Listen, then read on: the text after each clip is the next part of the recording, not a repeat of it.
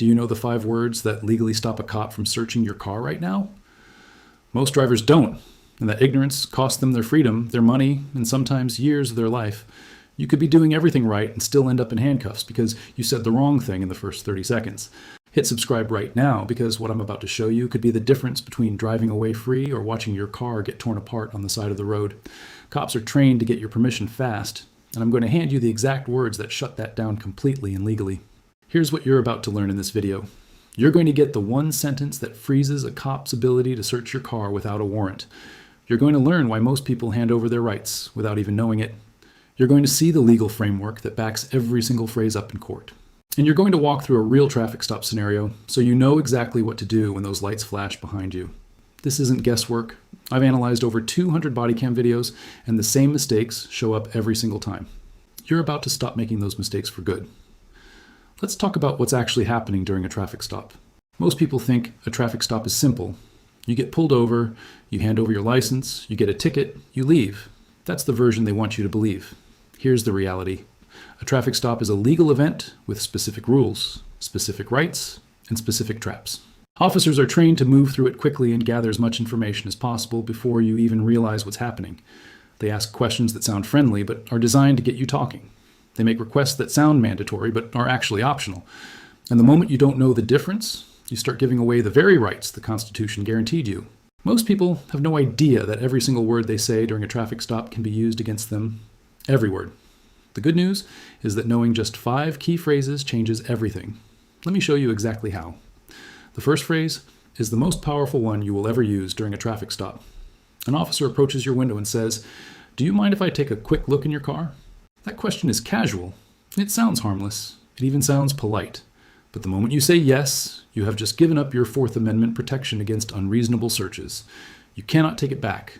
Watch what happens when most drivers hear that question. They panic. They say something like, "I don't have anything to hide, so sure, go ahead." That's it.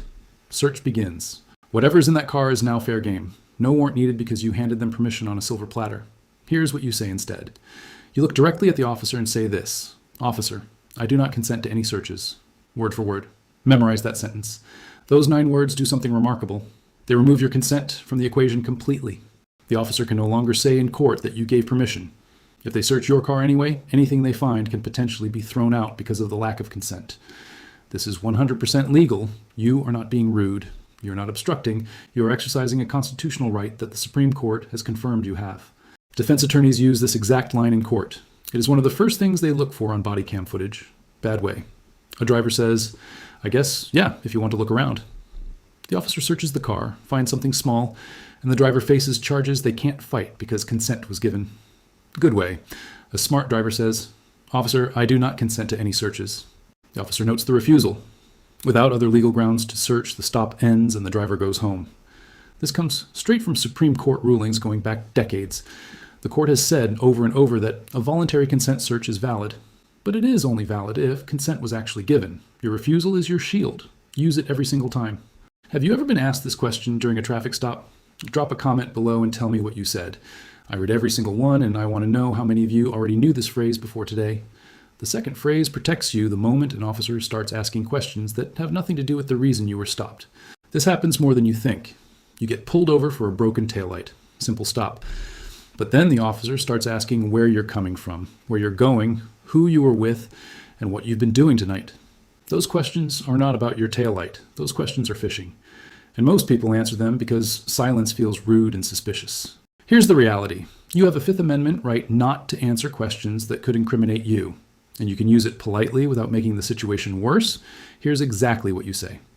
After handing over your license, registration, and insurance, you say this: "Officer, I'm going to respectfully decline to answer questions beyond what's required." Calm voice. Respectful tone. No aggression. That phrase does 3 things. It tells the officer you know your rights. It cuts off the fishing expedition.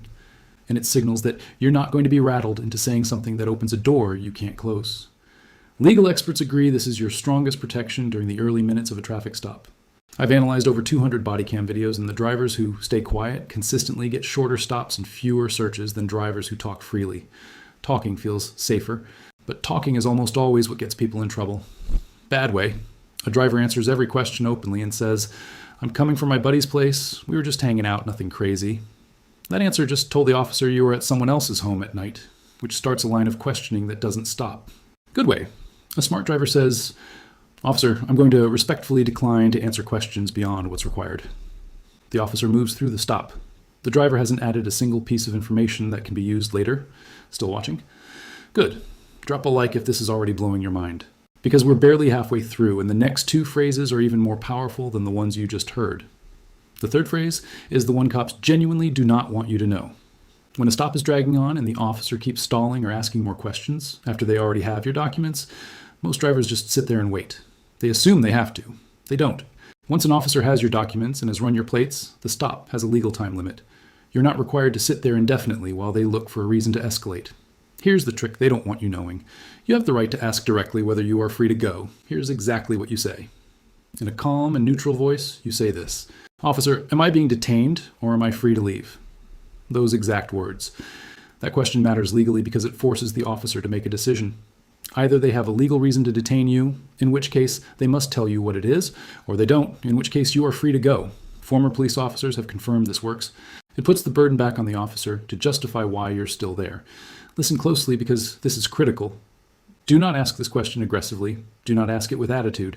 Ask it the same way you'd ask someone what time it is. Calm, direct, neutral. The words do the work. Your tone keeps it from escalating. Bad way. Most drivers sit silently for 10, 15, even 20 minutes, while an officer waits for backup or a K9 unit hoping something turns up. The driver says nothing and unknowingly extends the stop. Good way. A smart driver says, "Officer, am I being detained or am I free to leave?" The officer either explains the legal basis for detention or confirms the driver is free to go. The stop ends. Most people already clicked away from this video. If you're still here, you are in the top 10% of people who actually care about protecting themselves. Drop a comment right now that just says, "Still here." I want to see how many of you made it this far, because what's coming next is the piece that ties everything together. The fourth phrase is the one you use when the situation escalates. Maybe the officer says they smell something. Maybe they say a passenger has a warrant. Maybe they call for backup and things start to feel out of control. A lot of drivers at this point get scared and start trying to explain, justify, or negotiate. That is the worst thing you can do. Every word you add gives the officer more material to work with in a report or in court. Instead, you fall back on one simple phrase that draws a clear legal line. You say this out loud and clearly: "I do not consent, and I am invoking my right to remain silent." Say it once. Then stop talking. This is 100% legal. It combines your Fourth and Fifth Amendment rights into one sentence. It signals that you are not going to participate in building a case against yourself. It is not defiance, it is self-preservation. This comes straight from Supreme Court rulings, including the landmark case Berghuis versus Thompkins, which confirmed that you must actually invoke your right to remain silent for it to protect you. Saying nothing without invoking it is not enough. Saying this phrase out loud is what activates the protection. Bad way. A nervous driver tries to explain everything. They say, "I don't know what you're smelling, but there's nothing in here. You can look if you want." Consent granted. Search begins. Good way. A smart driver says, "I do not consent, and I am invoking my right to remain silent." No more words. The officer documents the refusal. Any search without additional legal basis becomes challengeable. Now let me connect all of this to the actual legal foundation, so you understand this isn't just talk. The Fourth Amendment to the United States Constitution protects you from unreasonable searches and seizures. In plain English, it means cops cannot search your stuff without a good legal reason. Terry v. Ohio from 1968 established that officers can stop you briefly if they have reasonable suspicion of a crime. Rodriguez v. United States from 2015 ruled that cops cannot extend a traffic stop beyond its original purpose, just to sniff around for something else. And Florida v. Bostick confirmed that if officers ask for consent to search, you have the absolute right to say no. Now let me show you exactly what a real stop looks like. It's 9:45 at night. You get pulled over for a rolling stop. You hand over your documents. You say calmly, "Officer, I'm going to respectfully decline to answer questions beyond what's required." The officer asks to search. You say, "Officer, I do not consent to any searches." You step out and invoke silence. The officer eventually hands back your license and says, "You're free to go. No drama, no arrest. Next week I'm dropping a video on marijuana smells. Subscribe right now. Practice these phrases out loud tonight. Stay safe out there.